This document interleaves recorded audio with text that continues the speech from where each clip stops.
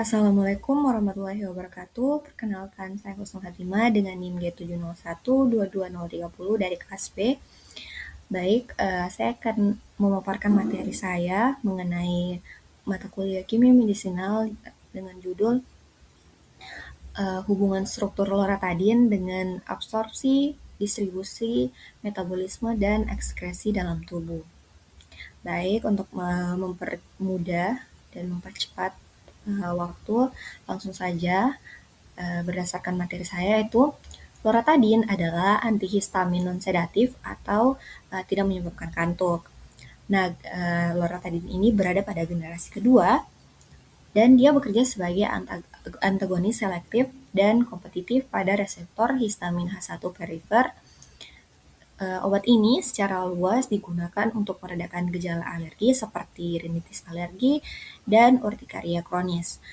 Tidak seperti antihistamin generasi pertama, loratadin memiliki afinitas yang lebih rendah terhadap reseptor SSP atau sistem saraf pusat sehingga meminimalkan efek sedasinya. Nah, berdasarkan dari struktur kimia loratadin, loratadin ini adalah turunan trisiklik yang secara struktural terkait dengan azatadin dan siproheptadin.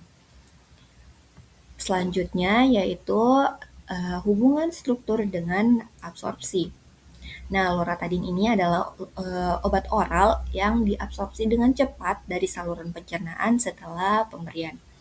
Nah, karakteristik fisikokimia loratadin ini yaitu senyawa basa lemah dengan pKa yang rendah.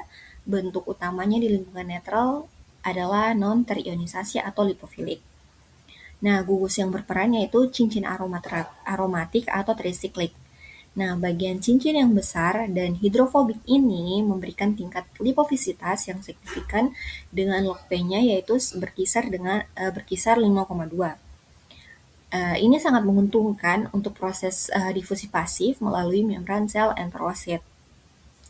Untuk larutannya yaitu meskipun lipofilik, loratadin ini memiliki gugus ester karbamat yang memberikan sedikit polaritas, memungkinkannya memiliki kelarutan yang cukup dalam air untuk terlarut sebelum absorpsi.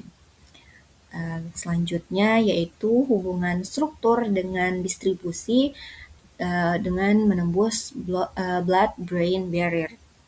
Nah, sawar darah otak atau blood-brain barrier atau BBB ini adalah penghalang fisikokimia yang memisahkan darah yang bersirkulasi dari sistem saraf pusat. Untuk menembus BBB ini sendiri dengan mudah, obat umumnya harus sangat lipofilik dan sangat kecil.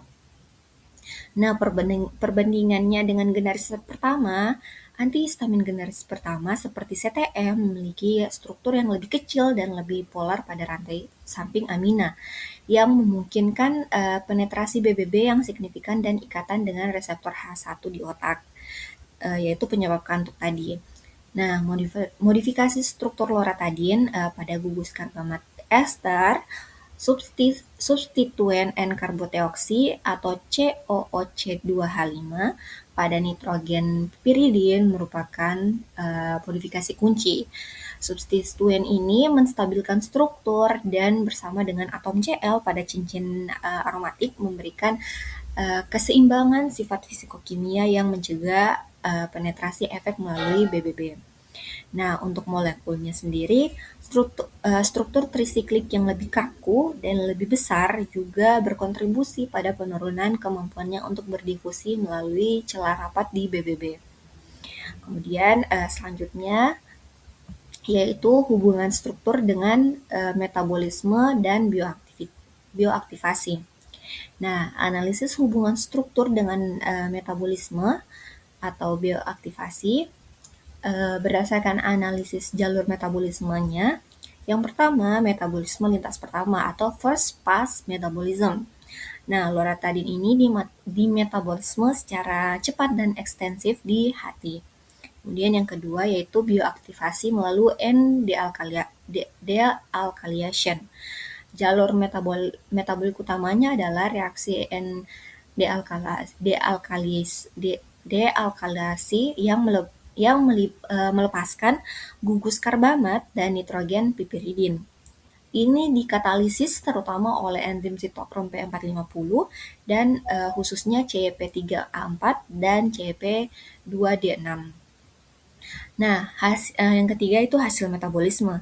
Proses ini menghasilkan pembentukan desloratadin. Nah, struktur desloratadin ini hampir sama, tetapi rantai samping karboteoksi ester digantikan oleh gugus amino primer pada piperidin. Yang keempat yaitu aktivitas metabolit.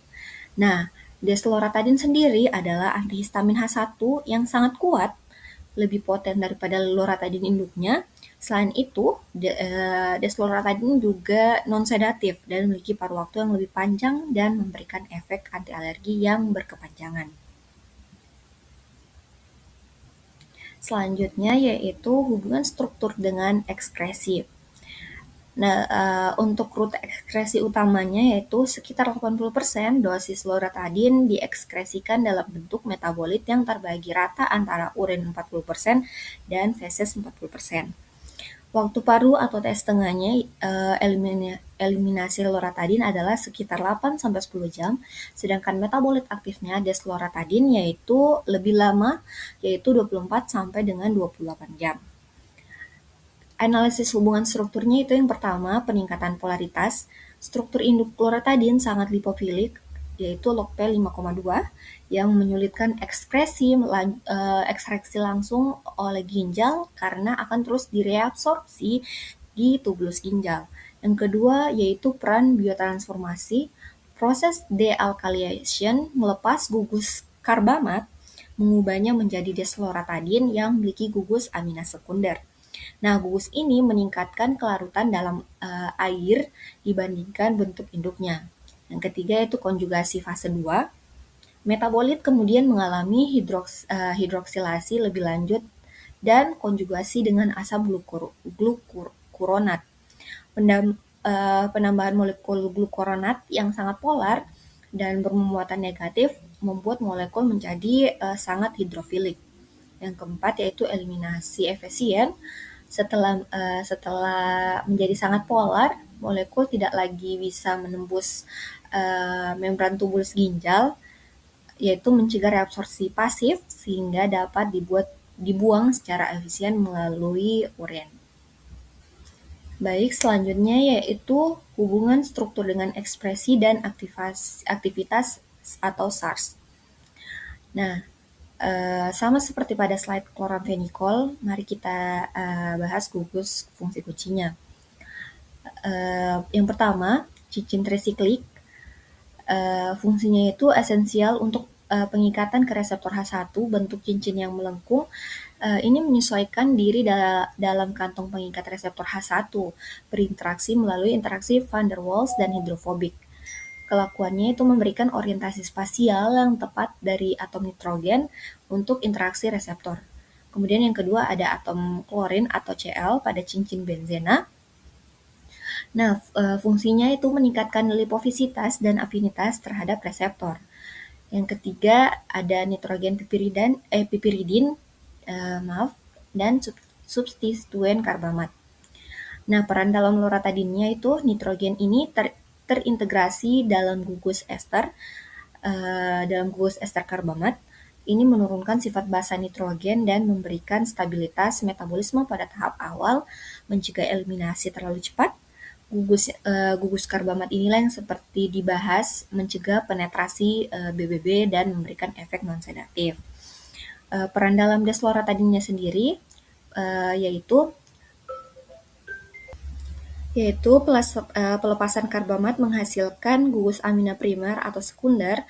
Nitrogen amina yang sekarang lebih biasa dapat membentuk ikatan ionik yang kuat dengan residu asam amino di reseptor H1, misalnya asam aspartat, sehingga menghasilkan potensi antihistamin yang jauh lebih tinggi. Selanjutnya yaitu modifikasi struktur dan pengembangan obat baru. Contoh pengembangan analognya itu loratadin menjadi desloratadin. Perubahan yaitu penghapusan rantai samping karboteoksi karbamat pada nitrogen. Tujuannya itu